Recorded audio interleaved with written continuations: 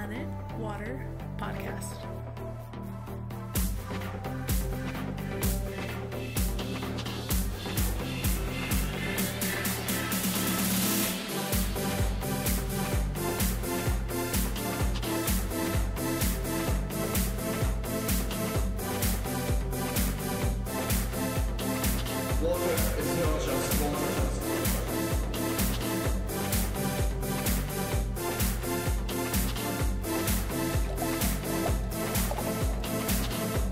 Hello everybody, welcome to another episode of Planet Water, the H2Know podcast.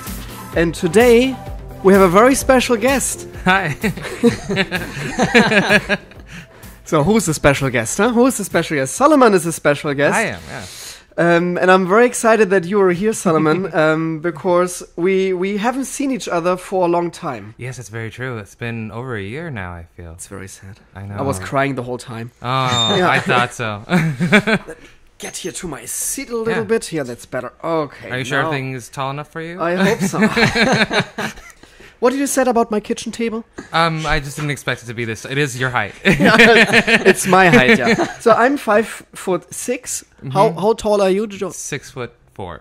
Yeah, you're slightly. Yeah, that's just slightly taller. just than right I am, up to the perfect height. Yeah.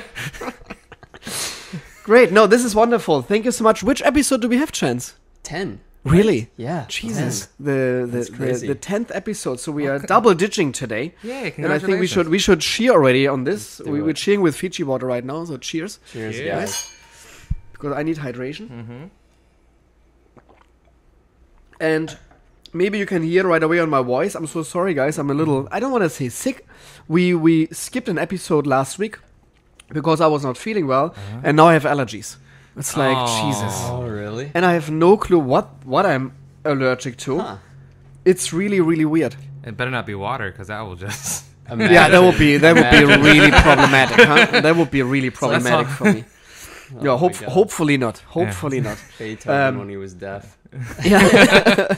No, but I don't get it what it is like, because I came to the States in 2011 and I always had allergies in Germany, and I was so happy that when I arrived here in California I was not allergic to anything what was growing outside. So obviously I'm allergic to German trees, but not to palm trees. What it looks like. But now suddenly, maybe after 7 years, and I heard it once, like after 7 years, your body is like resetting yourself or something like this. to the environment? I don't know. I don't know. That sounds like science. And now- all the cells in your body like replace themselves after 7 years.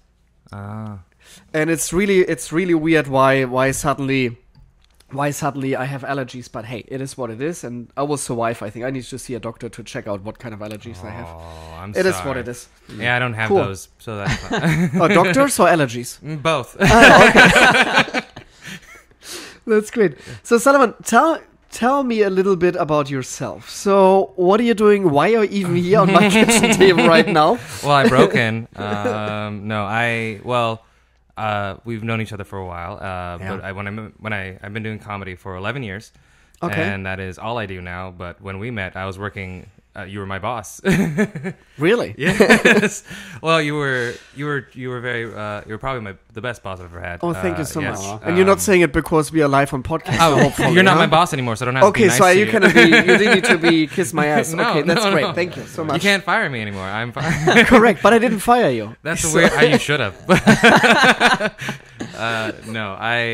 So I was working in restaurants and doing comedy, and finally I broke into TV, and I was working with you when I got my CONAN set. Yeah. And then I just been, for the last year and a half, I've just been working as a comedian, writing on TV shows, traveling, and that is all I do. That's my entire life. I'm happy for you. No, I'm so happy for you. So where are you originally from?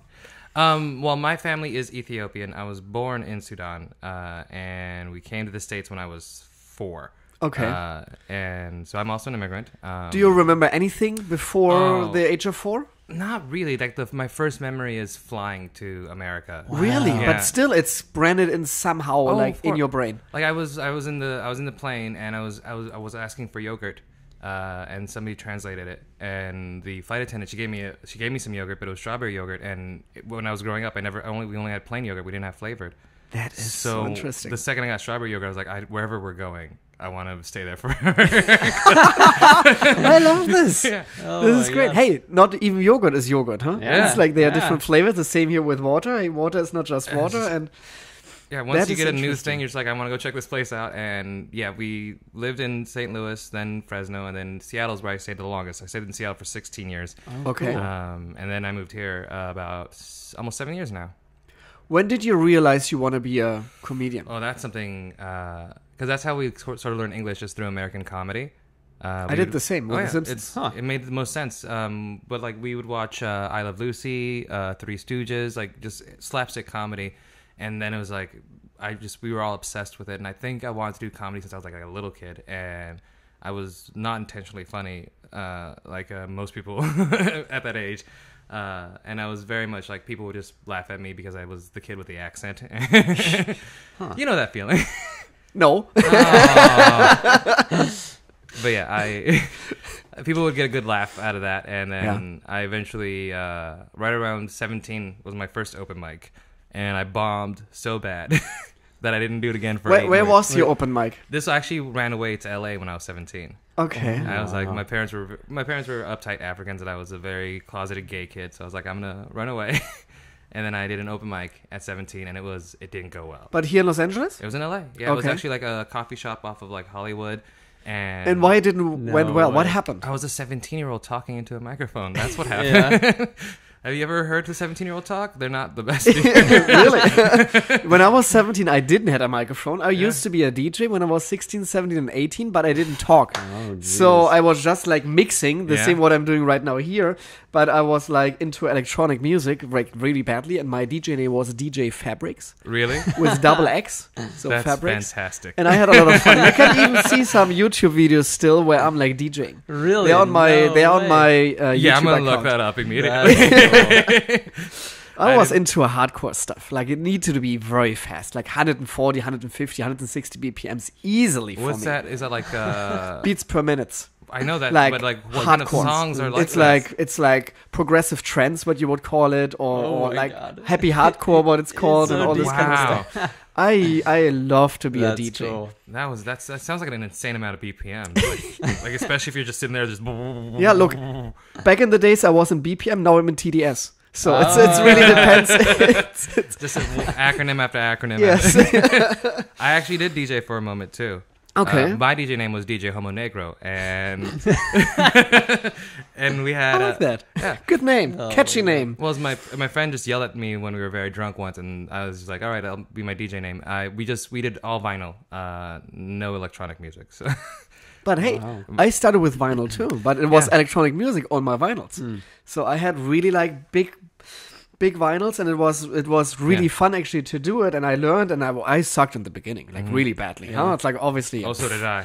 it's the same. Like, and you're progressing, and I even still have a little like DJ set here at the building, but I don't have so much time anymore. Now I'm doing the podcast, and I'm busy to drink water all the time and Yeah. drowning Well, you can- myself every You day. can be the first water DJ. Just Yeah.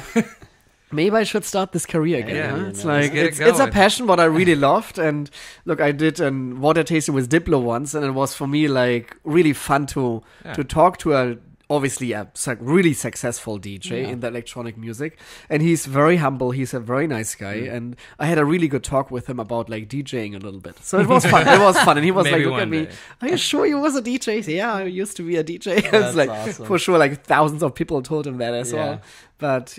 He tweeted once to me back and said like, "Hey Martin, I'm in Spain right now, and I love Vichy Catalan. I'm drinking Vichy right now. What we had on the show." So that was pretty cool. No, good guy, and I'm following him now, and I'm happy to see his success too. So 17, okay. Here in Hollywood, you did a yeah. stand up, Yeah, and I that got didn't- booed. I actually like they Really? literally they physically Wow. they booed me, and I didn't do it for 8 more years, and then I was back in Seattle. I was 25. So what did you in the eight more years then between? College had to happen during that Oh, time. okay. So you tried to. School. I got a regular corporate job, and I was just doing I just did theater stuff. I did spoken word, which you don't need to know what that is if you don't know what it is. It's poetry, and Okay. that was terrible. But I did that, and then eventually, around 25, I was like, I just went and started doing it again, and it just like, I have some It actually perspective. works. Yes.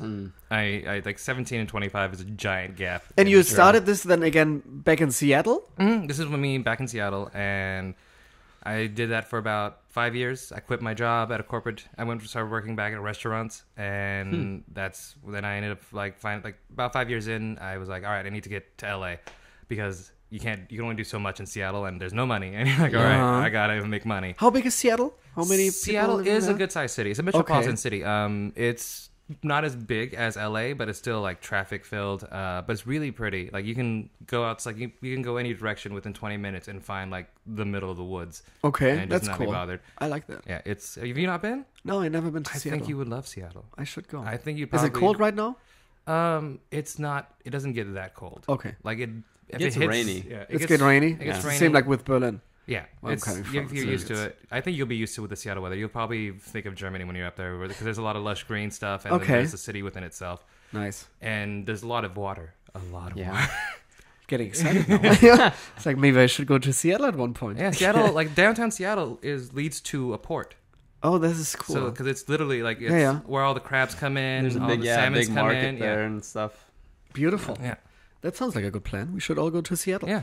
So, how's the comedy scene in Seattle differently to Los Angeles Oh, and to there- Hollywood? Can you be like they're like the same open-minded here like in Los Angeles? I think like because Los Angeles is so like very open to everything and nobody's like shocked anymore by anything and you can pretty much say whatever you want. You can, but I think like with Seattle, like it's a very progressive city, very like it's the most literate city in the country. So it's Okay. a lot of readers. So it's a very smart audience.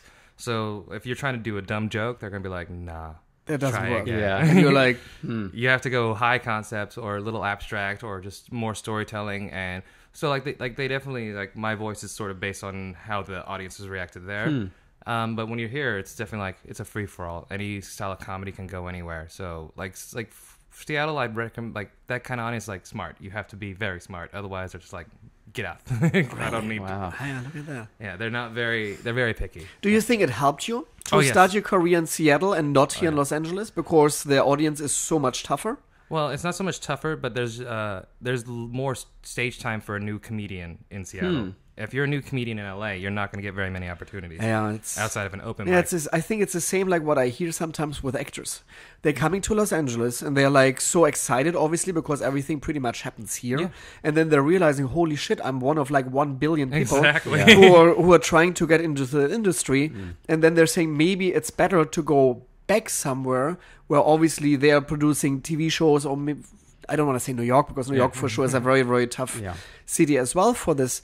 But I mean, like going back to a little bit smaller city and trying to make it there. And when you make it there, then coming back and trying to get the opportunity in Well, Hollywood. the whole point of it is like if you don't have the experience, you can only get so much work. So if you're in a smaller city, you get more stage time, you get more experience, you get to develop all these skills. And if you come here and you're like, I'm fresh and new, you're like, well, you're gonna disappear because unless you're like Charlize Theron at the bank and they're like, oh, we want you to be on TV, but that happens like 1 in a billion. So. yeah. It's almost like winning the lottery, I think. Exactly. With actors. Yeah. But it's so interesting. I said this to Frankie for 2 weeks ago because Frankie was working and we were working together, Solomon. And I had a feeling that the comedians are more hardworking people than actors. And I don't want to do this like in general, so I don't want to piss off actors, obviously, who's trying to make their living here. I don't want to say this at all. But it was interesting for me to see that comedians had a little bit more work ethic. Because I don't know what it is. Is it like because it's hard as a comedian or because you need to be standing out of stranging people all the time? As an actor, maybe you don't do this because you're doing your auditions with 2 or 3 people. But you guys having going on the stage right away to strangers and making jokes. I think because with acting, it's very much you don't live in the moment. It's very like you have to kind of like think like but comedians are like you have to be constantly present. You have to constantly be like focusing on what's going on. Yeah. So being attentive to people's needs is also important. Like that's if I don't make somebody laugh, it's because I'm not paying attention to them and what they think is funny. So it makes sense that we have a good work ethic because your success is not soon. Like every comedian that gains any sort of momentum, it takes a decade. So you have to work hard You have to go up on stage as many times as possible. So a good work ethic is the only way to become a successful comedian. You can be a lazy actor as long as you have the skill set. Yeah. You know, like Makes And sense, having a yeah. good waiter shop that you don't need to maybe do work somewhere else. Yeah. as long as you show up to your auditions and you get the part, that's different. But if you're Yeah. like as a comedian, you have to be there for your shows. You have to be paying attention to the audience. You have to go to your job. So it's like you have to constantly have like you have to have a rigorous schedule in order to become a comedian, and eventually you'll get a little like this is probably the most rest I've ever gotten in like a decade, but I'm still very busy. Yeah. Interesting for me, I think the difference between actors and comedians are too, because as a actor, you're getting a script, you have to get into the role, and you have to deliver then the role. As a comedian, you have to create something else for yourself. All the time, you need to invent yourself. You need to invent yourself. Obviously, when you're like a very, very successful comedian, you have maybe a late night talk show or something. I know you have writers for it at one point, but still, like as a person like you who trying to still make it, and you already made it, I think, to an amazing account, but still you want to push it further. You want to push it further. That means you have to create all the time new jokes and all the time new ideas. But that's the fun part. That's the best part. That's because it's like eventually doesn't become work no more. Like it's and that's like even like with late night hosts, even though they have writers, they're like they still have like I need to have something created on my own. And I think that's just the way you have to be. You have to constantly be thinking of work, and you have to be constantly thinking of new material.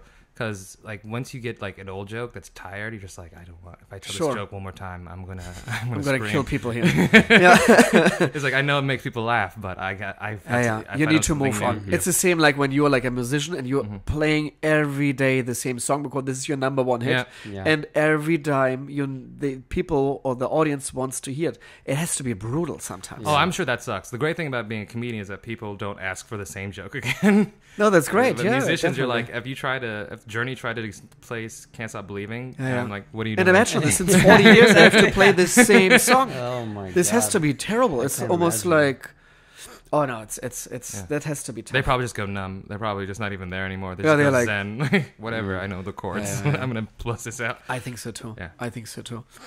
So where are you getting your your ideas? Oh wow, Your inspirations. That was the word I'm looking for. The main thing is I always try to do something new. I try to go on like a vacation. I try to go and do something else because it's sometimes I just can't think of something, and it's like, oh, it's because I've just been sitting at my house playing video games for 3 days. That's why I can't think of anything. So I have to go and do something. So that's usually like because my jokes are from my experience. So the only way to experience something is if I go out and do it. So. Yeah, I just go on vacation, or I go on a trip, I go see family, or go to do something with friends, and then eventually it's like, okay, now I have a new joke about this, or I just have an idea about this. Reading the news also helps me a lot. Really? Yeah, there's a lot of things to make fun of right now. I believe you. Yeah, one person in particular, over and over every day. Yeah. And he delivers pretty much jokes you can use right away, huh? Yeah, sometimes they're too easy. Sometimes you're like, all right, I want to develop something smart about it. But it's really hard to make smart jokes about a dumb person. It is for comedians. That would interest me. Is it for comedians now almost like a God-giving, like because you have so much to like we talk about it every day now, or is it more like holy shit, he's pretty much a comedian too now, and it's very tough to understand or to see the difference now between what is reality and what is comedy.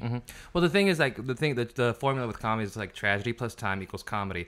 Unfortunately, because of him, it's constantly tragic. So you kind of have to. So you kind of just have to. Like it depends on what you want to say, and that's the thing. Is like I don't want a joke that's gonna last a month or a week. Like it's nice to have those here and there, but if I want to have something substantial to say, it's like okay, I just kind of have to like. He is a big idiot. It's really hard to just pick one thing. So you just kind of like, okay, what piece of information can last longer out of this? So. Sometimes I take the dumb thing he does and apply it to a thing in my life. Yeah, more universal. Something that's like this is how a good person should be. Yeah. Do you feel like that you're pissing off sometimes people I who hope voted so. for him? I made somebody very upset. I made a Trump supporter very, very mad. Did he in person? call you out or? Oh yes, it was a show in DC, and I called him ugly for like 5 minutes. And Trump supporter jumped up, was like, he's richer than you. And I was like, that's not my number one problem. That's awesome. Lots of people are richer than me. I'm perfectly fine with This is funny. But he got very mad, and then he left, and he called me a dumbass and got out. And I was like, I don't care. We talked with Frankie about this, and I know, like, because I did with Tom Segura 2 times the episode Your Mom's House podcast, and obviously Tom Segura had his special out right now on Netflix, and he pissed off some people in Louisiana. Yeah. So it's very interesting, and I saw him on Conan recently, and we were talking about this, and he's pretty much like fine with this. He's like, whatever. It's like, it's comedy, huh? Let's face it. But do you feel like sometimes backlashes? Of course, I don't mind. I don't like. That's the thing. Is like when I'm literally making fun of a person that somebody is like really protective of, they're gonna get mad, and I don't care. And do you feel like even like almost like, okay, the joke really works because I made people sometimes mad? Because I made that person mad, but the rest of the audience was on my side. Like it was one person, but it was like 90 other people that were like having a great time. So I'm like, I don't care about you, sir. So it's collateral damage. Yeah, you can be mad at me. Collateral damage. Yeah, because once he got mad at me and I went against him, the whole audience was just like roaring in applause. I'm like, all right, I don't care about you, sir. Because I feel like sometimes with my water business that people can get very upset. And yesterday in the restaurant, I had a person. It was very interesting. So 2 people showed up in the restaurant, sat down, and you know me, Solomon, I'm the nicest guy. I'm the last person who would be saying like, hey, you gotta drink now bottled water. I'm like, hey, we got here the water menu. We can do filtered tap water, whatever you like, whatever you enjoy today. So they looked at the water menu. They started to like read some pages and made fun of this. And there was like the older gentleman with his daughter, I think. And they started to make fun of the water menu. What I'm totally fine with. I don't have a problem with that. Hey, at least I'm making you laugh. That's a good thing already. And then they're like, oh, this water menu is ridiculous. What the gentleman said to me. And the lady, the younger lady, what I thought she should be maybe a little bit more open-minded. Nah, she was trashing that thing as well.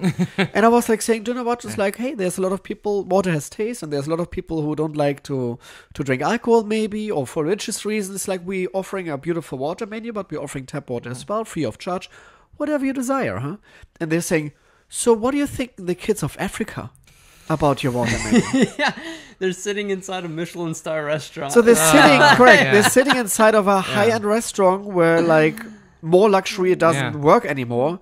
And I was thinking like, what has this to do now? What had Africa to do now with my water menu at Riese or at Patina? Yeah. Because I had this at Riese sometimes too. Oh, I've dealt with it because I was there for the first implementation. And then I said, and maybe you could even say, oh, you mean my neighbors? Yeah. Or something like this. It's like, whatever, And then I said, ma'am, you know you're sitting in a luxury dining restaurant. Yeah.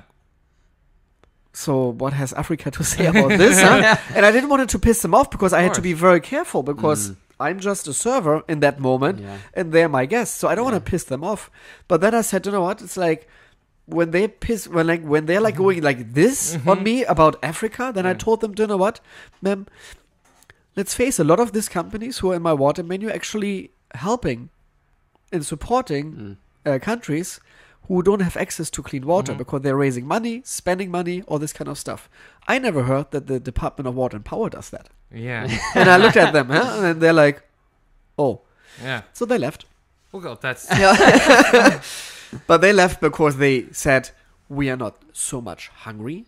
So that was interesting. And I think it was a walk-in table. They had no clue where they actually were. Yeah. When you're walking into Patina, you pretty much know right away what kind of restaurant that is. We have a menu outside. You know the price point. But some people don't understand the price point. It is $95, and I totally get it. It's a luxury restaurant. When it's not their fitting, it's totally fine with me. That's the reason we have different options. Yeah. On campus, it was the same with Riese. Yeah. When people said, I want my French fries with ketchup, okay, we have the Market Cafe, and this will be perfect for you. Yeah. And we even way faster and way easier for everybody. Then sometimes I think it's important to say to your guests as well, maybe it's not the right restaurant for you. What is totally fine. We just want to help them.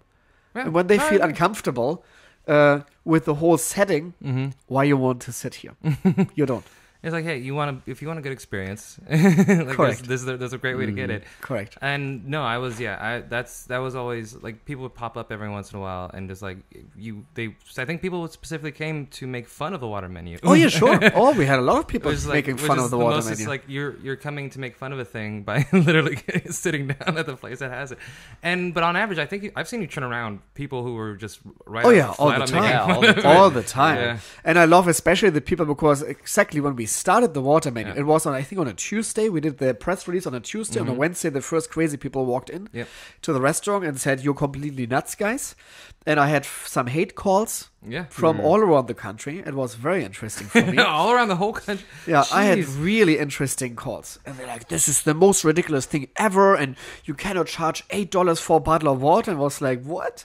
$8? That's not even expensive for me now anymore. Because we're charging $150 right now at Patina for one bottle. So, and some people were like so upset. And I was thinking like, do I kill their daughters or something? Like, what did I do to them? I just offer like a healthy beverage for Americans. And yeah, sure, you're going to charge money for it because I'm a restaurant person. I need to make money somehow.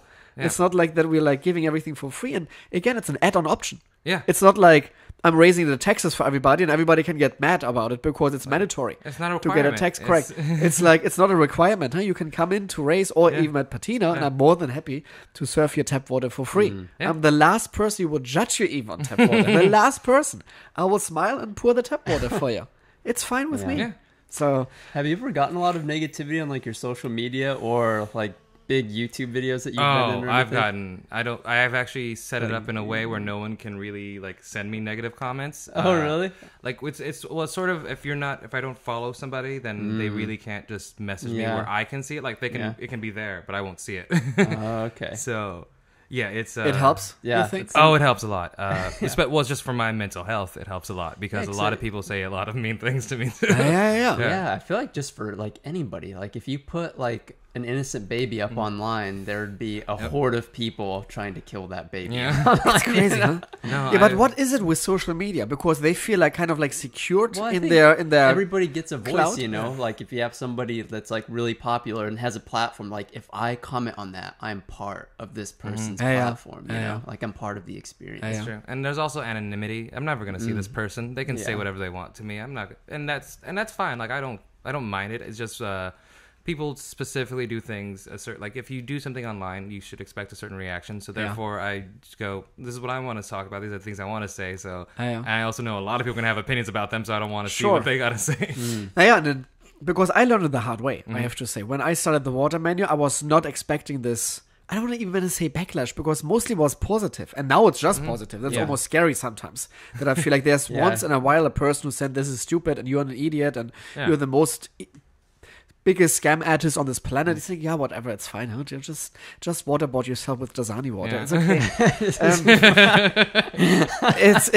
It's fine with me now. I learned it, and I'm fine now. And sometimes the comments are really funny. I'm sometimes really laughing at comments. But my PR agency said, Martin, as long the content is great, what they're writing about you, everything else, what the people are saying beneath the comments, don't even bother to read them. No? It's like, because there will be always people who saying this is crazy, and so some other people will say, wow, that's cool. Yeah, there's no such thing as bad press. Correct. That's the thing. That's like it's another way to promote yourself. Yeah. So go ahead and say a mean thing. It's gonna get us more traffic coming towards the thing that I want people to look at. So. Yeah, I think so. This is pretty much what it is, and I realized as well. Sometimes it's actually good to have like a little bit controversy on yourself. Yeah, it helps. Yeah, it actually helps.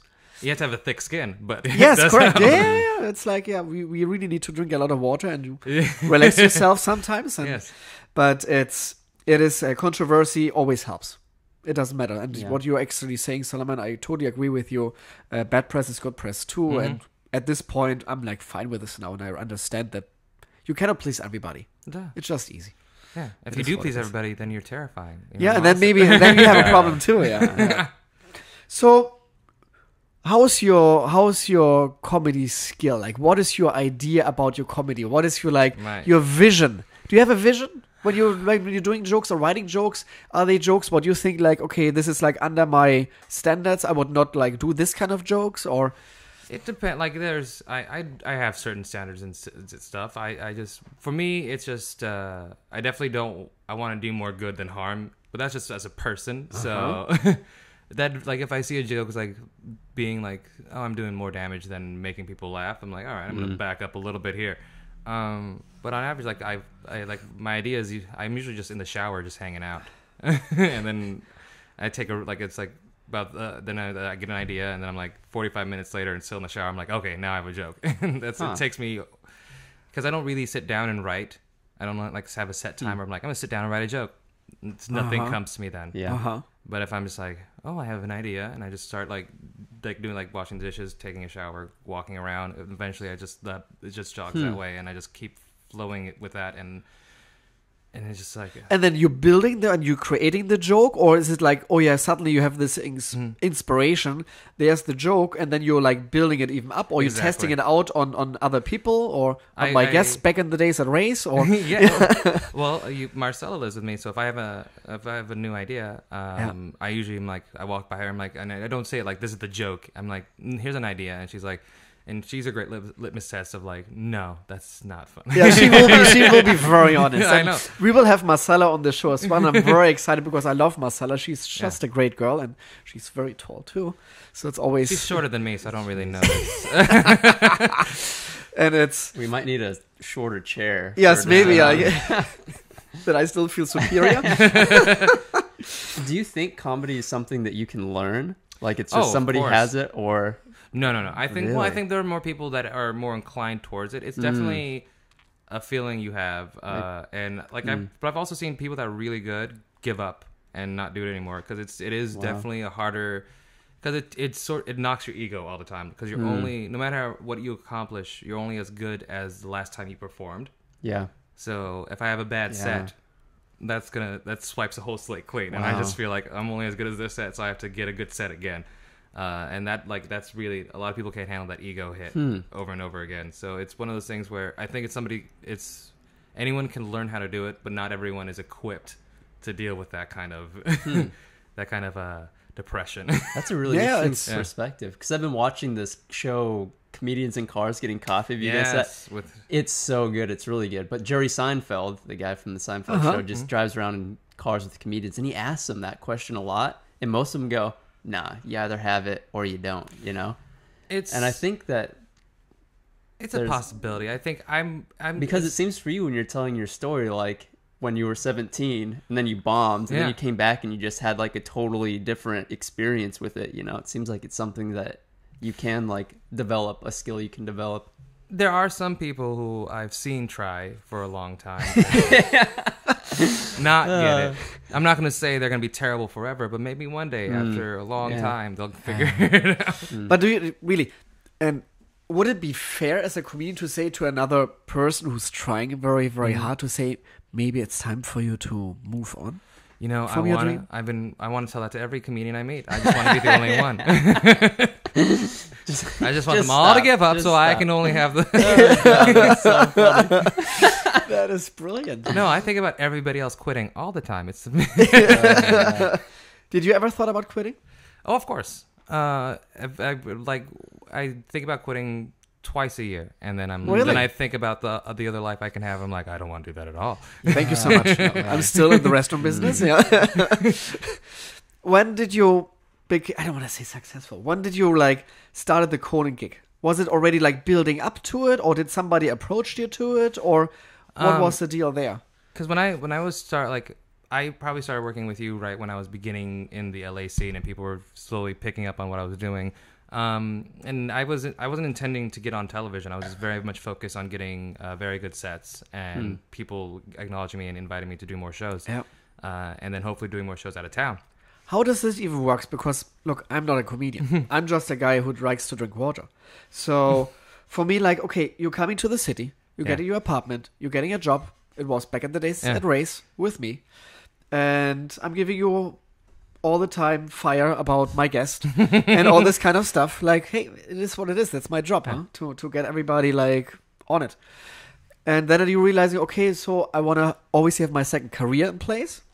So how do you start to get even in there? Open mics, I heard always like open mics a good possibility. Open mics is where I started because that's in how I started in Seattle. But with a few more years of experience, people tend to notice you more. And if you have some connections, which I did have a few here, more established comedians, and they'll help you get onto other bigger shows. Okay. And that's exactly what happened. It was like, I was here for a while. More established comics were here that I knew that were like, yeah, get on this show. And then I started doing more and more popular shows. And I ended up doing one of the most popular shows at the time in LA, which was the Meltdown, which is at the comic book shop. Yeah. And that show was actually the second show that I did there was the one that got me my Conan set because the booker was there and he saw my set. Interesting. And he was actually there to see another comedian, and he heard the reaction the audience had to me, and he walked out and watched my set. And then he went up to the booker of the show, and she gave him my contact information. So the next day, I got the email. Really called right away and said, "Oh, I was lost my mind." Yeah, but sure, it's the same with me when I started on Conan. And I was like, "What the hell, huh? Yeah. Conan, really, Conan? I'm not a comedian. I'm just It feels great. But my process was it was a 4-month process of like sending my tape back and forth, and him going, "Well, give this a go instead." And then like right 2 weeks before it, we had my set set up, and then I went up, and that was. I don't remember anything that day. No, I believe you. It's wreck. Almost like you're a completely different Twilight Zone when you're going on this kind of like important thing, because not just you want to deliver perfectly, you know that your whole career maybe is on the line right now. Yeah. Because when you suck like really badly, this will be tough to get back on. Yeah, it's gonna be everywhere. Yes, correct. And this is, I think, thing. But there's like thousands of views already on that, huh? For mine, I think it's like 500,000 views. Don't worry about it. No, I'm gonna check it out. Right. We need the exact numbers. That's for my first one. Oh, geez. Oh, we have to confirm with the world. 524,000 views, huh? That's just crazy. Yes. Crazy. And then you did another one, I saw. When did you do this? That was 3 months ago. That's amazing. And that's great. Then I've just been around lately. I've just been on TV too much. I'm going to be on TV again, too. That's What happened? What's going on? No, I'm excited. I just keep there. I'm doing very well. I've been writing for TV and being on TV. And this month I'll be on Drunk History. That's the next TV thing. Okay. What are you doing there? Have you not seen Drunk History? Nope. Oh, I think you'd enjoy the show. It's where somebody gets very drunk and retells history. And they have celebrities reenact the drunk story. Oh, I love this. I haven't seen that either. So I'm doing it on the 27th of February. Oh, cool. On which channel is this? This is Comedy Central. Comedy Central. Nice. Mm-hmm. You're working closely with Comedy Central. They're the ones that are taking care of me the most. Because you're a comedian, obviously. Yeah, that's the number one source of income for me. That's amazing. And you have your own album right now out. Yes, I do. And it is with Comedy Central as well. Yes, Homonégro Superior. And you can download this on iTunes? Yeah, it's available for sale on iTunes, and also, but it's available all across the board. And if you don't want to spend any money, it's on Spotify. But people should spend money. I saw yesterday, I think you have it a little bit on YouTube too. Huh? You want to maybe listen into it for example. Oh, geez. I don't know how much I want to hear my own voice. Be brave. White boyfriend? Oh, God, yeah. What happened to him? Oh, I broke up with him.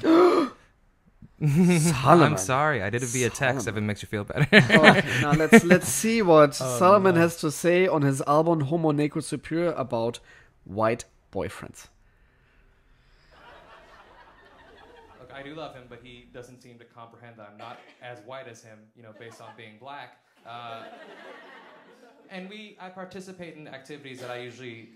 I'm not that. Like, he loves going to brunch. That's fine. I'll go to brunch. I'm not going to call it brunch because that's the exact same time I have breakfast every day.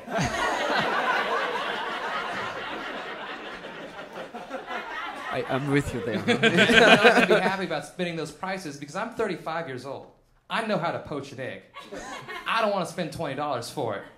For $20, I can poach eggs for everyone in this goddamn room. But it's true. Okay. That's a crazy thing, huh? I don't need to be surrounded by a bunch of people coming down with cocaine at 10 in the afternoon. Sorry. But so there we were at brunch. And my boyfriend does this thing where he takes a picture of his food, which is definitely a white person syndrome that I want nothing to do with. I see it for what it is, but I'm from a third world country, and taking a picture of food means you're stealing its soul. No, thank you. I like that. I like it. Oh, that's funny. But there he was, taking a picture of his food, and unbeknownst to me, he took a picture of my food, and then he posted that on the internet for the streets to see it. Like, I didn't know until I got home, and I got the Instagram notification, popped up, flipped that open, and there it was. My black hand in front of a crepe. With the most amount of hashtags, you guys. I had to scroll up 3 times to get through all of them. So, hashtag good company, hashtag blessed, hashtag black boyfriend. I got it, okay? Yes, yeah, my boyfriend is 5'8", I guess. And I'm 6' goddess. And he thinks he's the big spoon, and that's fun for me. Yeah. Strap one in like a backpack. Let's have a good time.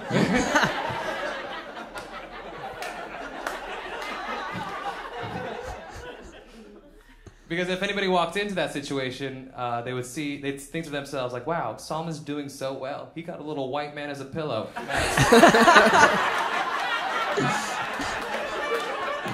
That's my dream come true. That's all I've ever wanted since I was a boy.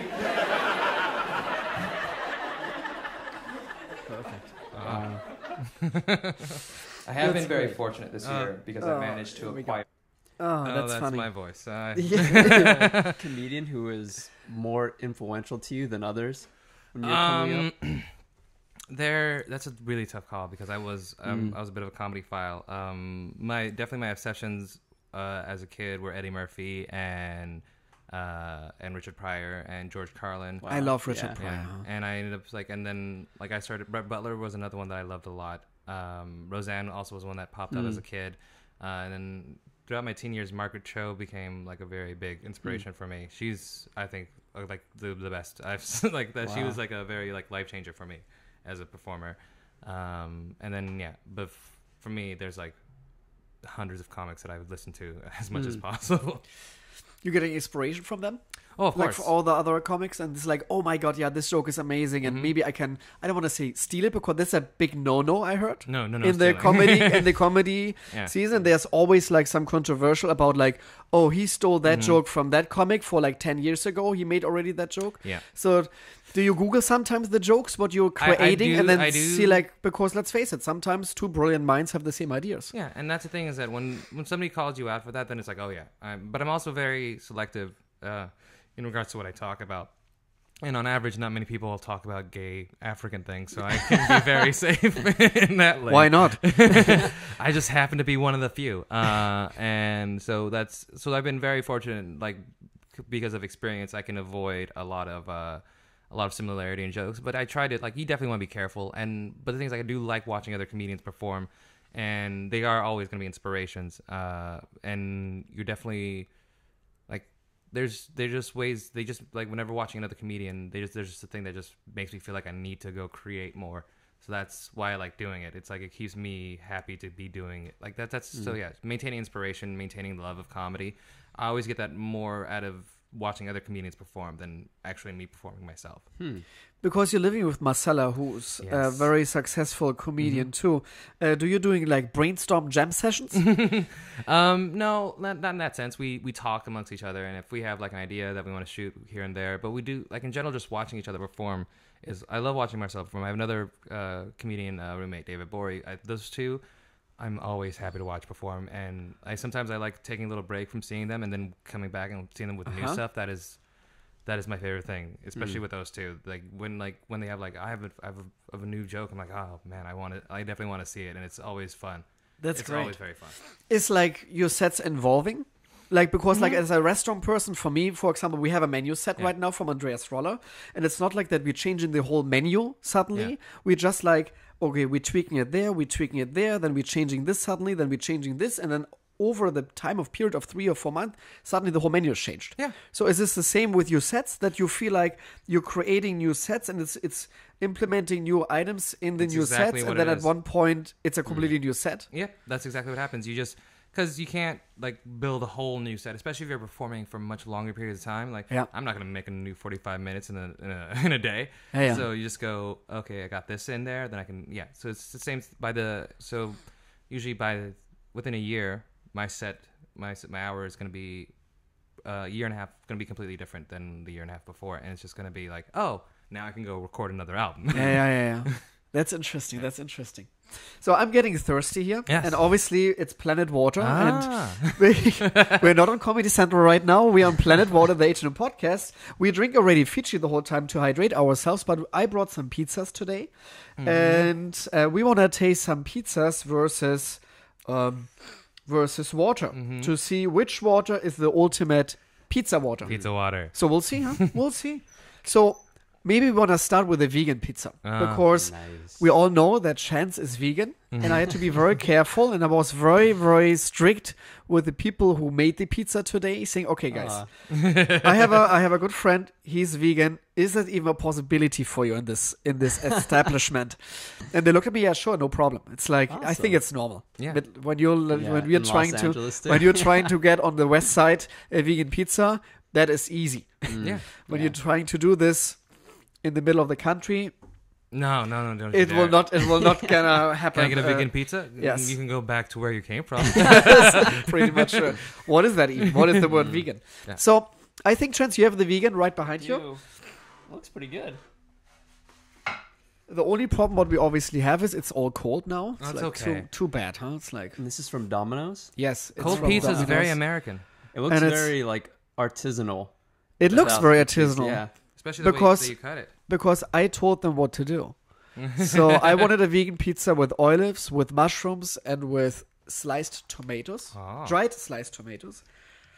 I don't think that they are like sun dried, but No, this is dried on tomatoes. the roof of Domino's on Sunset, with a little smoky flavor from all the gasoline cars. Oh, yeah. So obviously that's not gonna happen. So let's see.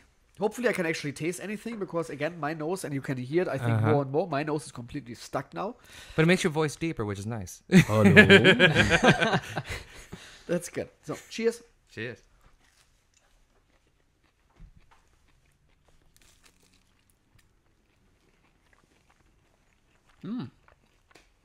Not bad. Not bad, huh? I No. think so too. That's I simple, love straightforward. I love thin crust. Huh? I'm a big thin crust guy. I hate pan pizzas, like New York style, like deep dish. Can't eat that. Can't do deep dish? No, I'm not like deep dish. I don't know why. I don't tell you that's my favorite. Really? I just Why? Because you love the dough so much? Yeah, it's almost like lasagna. That's why I like it. Yeah, you got a point there. So let's see.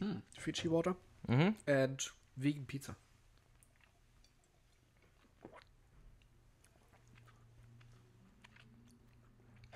I feel like it brings out the flavor of the bread. Yeah, Of the that's right. crust.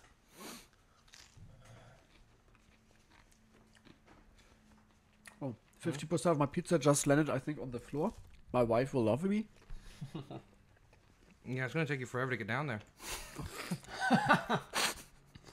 Yeah, I'm sitting very high. Huh? I have to be careful here. Okay, let's see another water. All right. I like it, I have to say. It's a good pairing. It doesn't disturb or something. So we have Starkey water. What I like too. This one I'm not familiar with. From Idaho. Oh. Oh, nice. Let's see. This is still water too, so we want to do still versus still. There we go. I love the bottle design of Starkey. I think it's very cool. And I love the water too. It's a very, very good water. What's the TDS of Starkey? Oh, do you know what? I don't have it in my head right now. Oh, come on. Unbelievable. What's wrong with the water sommelier? Huh? Just thinking about Let's see. BPMs. PA range 360. Oh. So it's a little higher than Fiji because Fiji has 222. Let's see. It is a little harsher on the palate, I think, than Fiji. I think that's why I like it a little more, though. It's a good water. Mm-hmm. Yeah.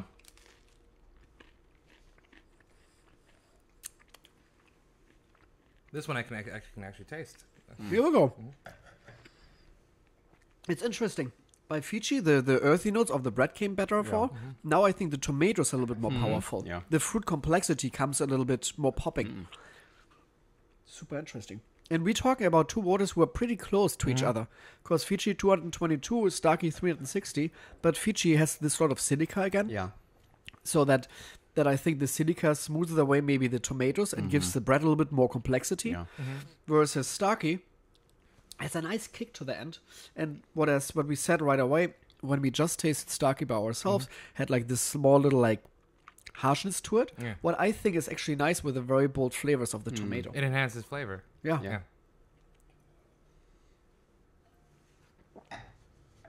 Good pairing. I like this. Okay. Chance will stick with the vegan one. Yes. And What are we moving on to? Solomon and I, we have Hawaiian style I'll go with Hawaiian. and we have pepperoni. Sorry, my arm is very weak because I've gone to the gym for the first time. For the first time This in your life? This is my second week. Well, I've been before, but not done it for more than a day. I actually had this gym membership for a year. And I've You just feel like it was just like on your mind, huh? I got a gym membership that already is like the placebo effect that you feel better. Exactly. I And then get I have a personal trainer who's like, you have to do this now. And my arms are like, okay. So what is your personal trainer doing with you? It's just teaching me how to work out properly, mostly being in the right position. Because I didn't. That sounds like more sexuality than a gym, huh? Being in the right position. It's important to you, otherwise you ruin your body. In which way now? Both. Both ways. Okay, and what did he teach you so far? Mostly just chest out, retracted shoulders kind of stuff, which I would have never done. Why are you doing this to yourself now? Because I have to be on TV forever, and in order to get on TV, okay, and you want to be pretty.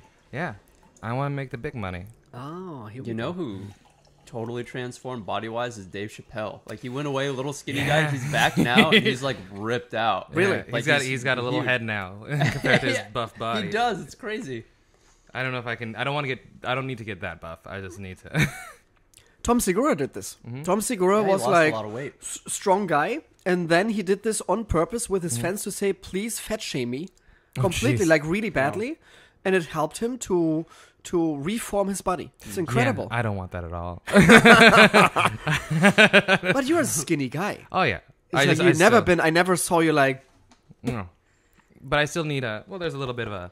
Yeah, everybody has this, huh? It's like it's. No. Excuse me, Chance? Chance just said to me like, no, not me. I'm just a goddess here. I'm sitting here completely ripped, perfectly worked out. That's right. I don't have to worry. So next time we're doing a wet t-shirt contest, no Chance? What kind of water are you going to use? What I did this once for the Playboy magazine. No, Playboy Radio. We did a very nice. wet t-shirt contest. We had the different waters. We tasted all the different waters. And then a wet t-shirt. And then all the girls came in, the bunnies, and did a wet t-shirt contest with all my waters. I was like, oh Wow. shit, what's wow. happening? It was in the morning as well, 8 o'clock in the morning. Just You're wet doing, t-shirt contest. you're doing brunch with your ex-white boyfriend, and I had to survive 20 bunnies on a wet t-shirt contest. Survive. I'm sure that you were fine. I was fine, my wife not. Was she there? No. But she was listening. She was listening and she saw the pictures afterwards. She was like, don't touch them, huh? You have any phone numbers? They say, no, don't worry about it. You better don't have them. Cheers. Cheers. Hilden Cheers, Wharton guys. from Great Britain, huh? Yes. Let's see. The Queen's Water. Ooh. Little sparkling to it, huh? Little fizziness. Not too intense. Yeah. I think it might be matching nicely with the Hawaiian. Let's see.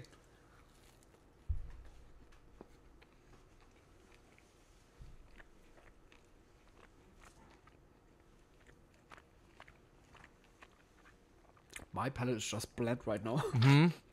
So bad. I don't know if I've ever done sparkling water with pizza before. Let's see. Ooh. How's your Hilden doing with your vegan pizza? It really goes well with the mushrooms. Not the mushrooms, the olives. The olives? Yeah. They're stronger now? Yeah. Because the olives have like this slightly bitterness to it. And obviously Hilden, when you're adding like carbonation, there's like the acidic notes from the carbonation coming in, and that's might be an interesting I think the olives pass. have sort of like a metallic taste to them, you know? And then the acidity from the Hilden like brings that out. It enhances the pineapple. Yeah. You got a point there.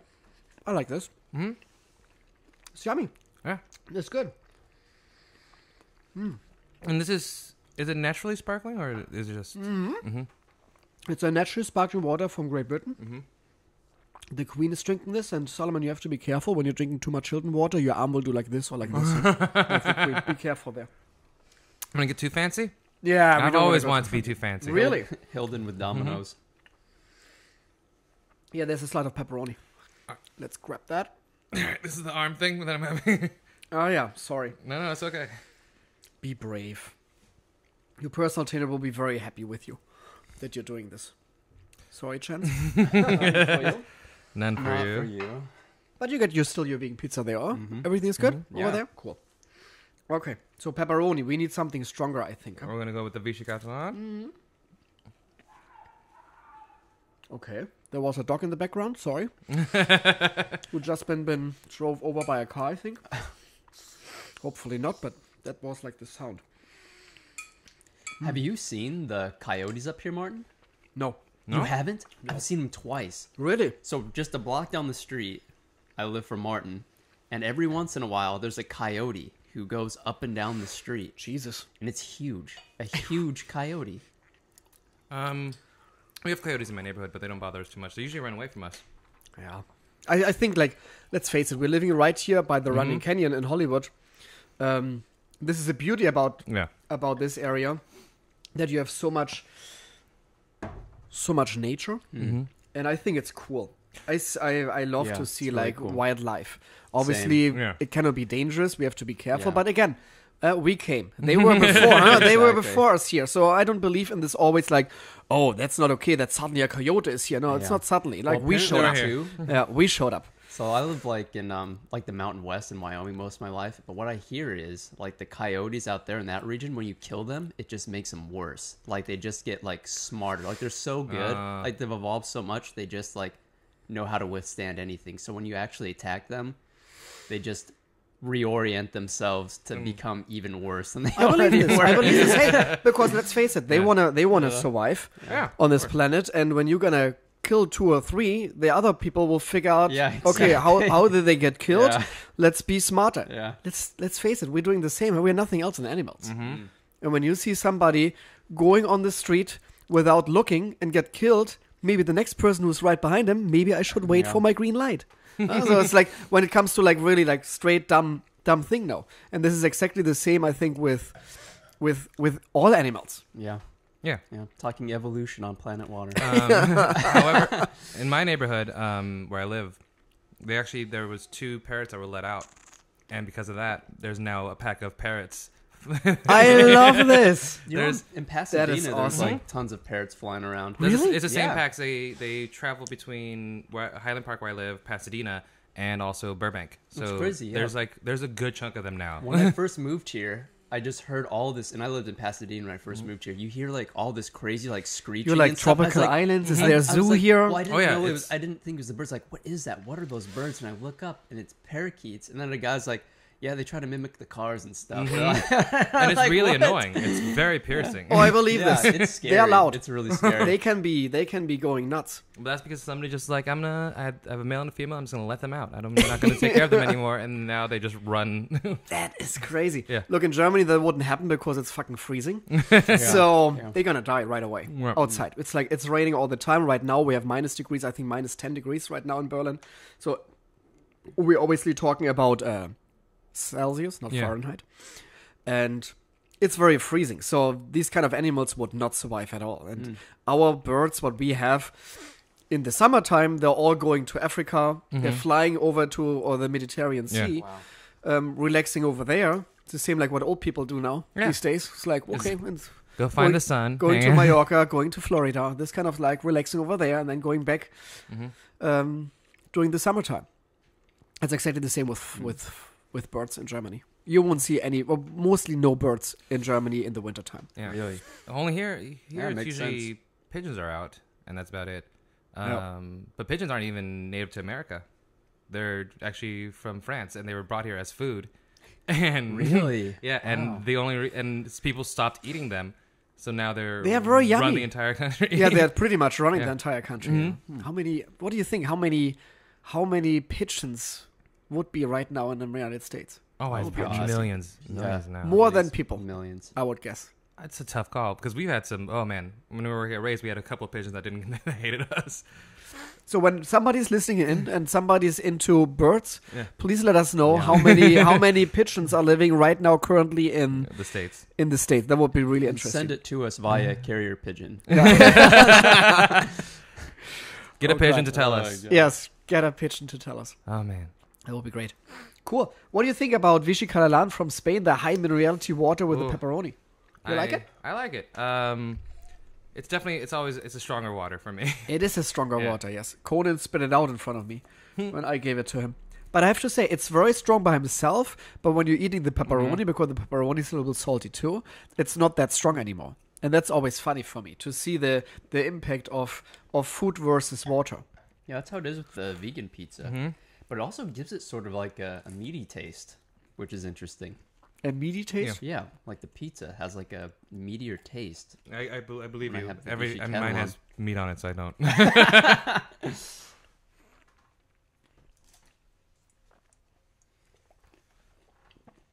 I like this. But it took me a while to get used to Vichy. But now I enjoy it. Again, when I was weird. It really does. It has like a meatier taste to it. It's interesting. When I was at the Playboy radio and the girls tasted Vichy, do you know what they told me? They looked at me. Oh, it tastes like beep. Oh my god. It's like, okay, girls. It's very salty. Good for you. They're not lying. That happens. That happens. Cool. I like this. Pizza and water. Good idea. Good thing. It doesn't need to be a Coke. Doesn't need to be a soda pop or something like this. Which is my main problem. Yeah. It's also soda and pizza is just like it's like a heartburn. Look, I haven't drinking a soda for a long time. Really? Yeah. It's still delicious. I used to be addicted to it. When I was a kid, I was addicted to soda. Me too. I remember my parents would keep it from me, right? And if I went a day without it and then I drank a soda, it just like euphoria. Like it was an actual addiction. But I haven't drank soda for years. Funny. Yeah, we weren't really allowed soda very often. My mom would only let us have Sprite, and that was about it. Okay. Because it looked like at least water, so your mother felt like, okay, it looks at least clear. It's clear. And so, but otherwise she'd be like, no, you're not gonna have Coke. She didn't want us, especially things with caffeine, and you have 7 kids. Like, no, get it out. 7. What are you? Interesting. Caffeine. When I was a kid, we went on road trips. They would give us Red Bulls because it like knocked us out. It was weird. Wow. Well, it's too much caffeine or what? Yeah, I guess so. All passed out in the back trunk? Yeah, exactly. My parents gave me vodka. Wow. My parents just threatened to kill us. It worked. Another better. thing. Look. It's like we all have our childhoods, huh? Red Bull, vodka, killing. Yeah. A little bit more extreme, I think. A little bit of beer works sometimes. But I think, like, how many siblings do you have, Chance? I'm the oldest of 8. Oh, wow. But that's between my mom and my dad. So my mom's side, I have 5 other siblings. Okay. And on my dad's side, I have 3 other siblings. You were 7. Yeah. Yeah. Jesus. They beat me, yeah. But like, they're all from my mom. We only had one source. I just have 2 more, and that's it. And I'm the youngest one. I'm the luxury paradise child. Is there a big age gap between you and 6 years? Oh, okay. Wow. And then 8 years from my sister, from Tula. And Mano, my brother, is 6 years older than I am. And I was an accident. It's fine with me now. It's okay. My mother you think 7 kids are on purpose? No, my mother denies this every day when I'm talking. When I ask her, I say, "Come on, mother, huh? It's like, come on, you had 2 children and a dog, and then suddenly I showed up. Come on." My parents said because they were young. Like, they were in their teens when they had me. I think my mom was 16. And my dad was like, we were young, but you were not an accident. But your brothers were accidents. That's so funny. It's all brothers?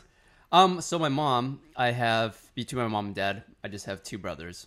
And then my half-siblings, my mom, it's a half-brother, half-sister. And my dad, it's 3 half-sisters. And for you, Solomon?